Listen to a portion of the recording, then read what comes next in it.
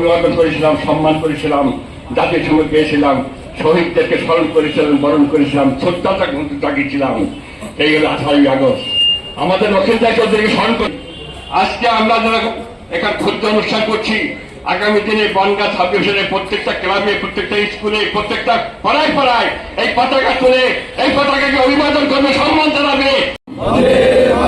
সবাই বলুন, ছোট বলুন, বন্দে মাতরম, বন্দে মাতরম, জয় হিন্দ, জয় হিন্দ, জয় হিন্দ, জয় হিন্দ, জয় হিন্দ, জয় হিন্দ, ভারত মাতা কি জয়, ভারত মাতা কি জয়, ভারত মাতা কি জয়।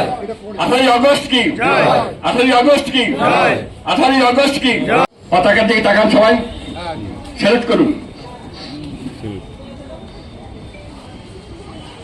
জাতীয় সঙ্গীত, সমাবেশের সঙ্গীত সবাই মিলে গাইবেন। রেডি, 1 2 3। জন গণ মন অধিনায়ক জয় হে ভারত ভাগ্য বিধাতা, পাঞ্জাব সিন্ধু দ্রাবিড় উৎকল বঙ্গ, বিন্দু হিমাচল যমুনা গঙ্গা, উচ্ছল জলধি তরঙ্গ। তব শুভ নামে জাগে, তব শুভ আশিস মাগে, গাহে তব জয় গাথা। জন গণ মঙ্গল দায়ক জয় হে ভারত ভাগ্য বিধাতা, জয় হে, জয় হে, জয় হে, জয় জয় জয় জয় হে। বন্দে মাতরম, বন্দে মাতরম, বন্দে মাতরম, জয় হিন্দ, জয় হিন্দ, জয়।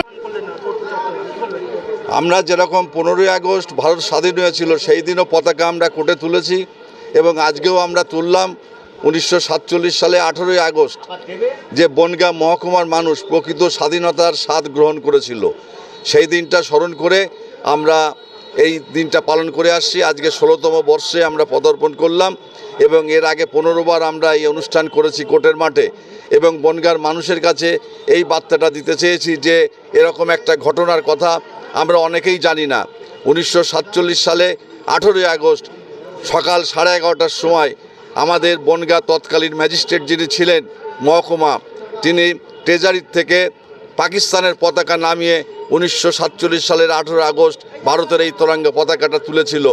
আমরা 3 দিন আমরা পরাধীন ছিলাম, স্বাধীনতার পূর্ণ স্বাদ আমরা কিন্তু গ্রহণ করতে পারিনি।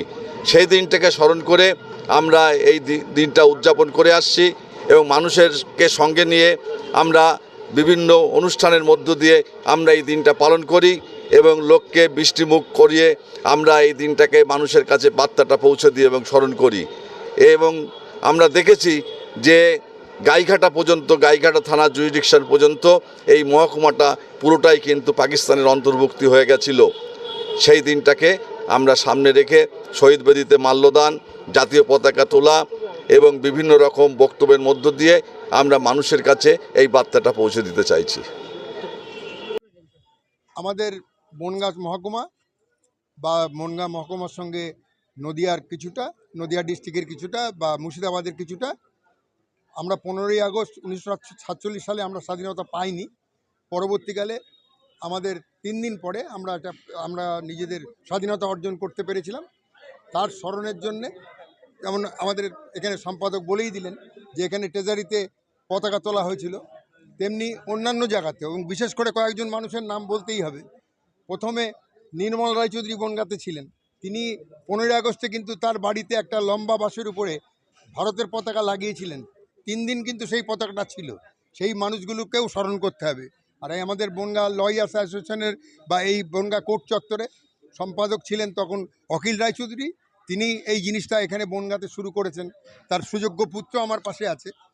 এদেরকে নিয়ে আমরা শুরু করেছিলাম, এখনও চলছে।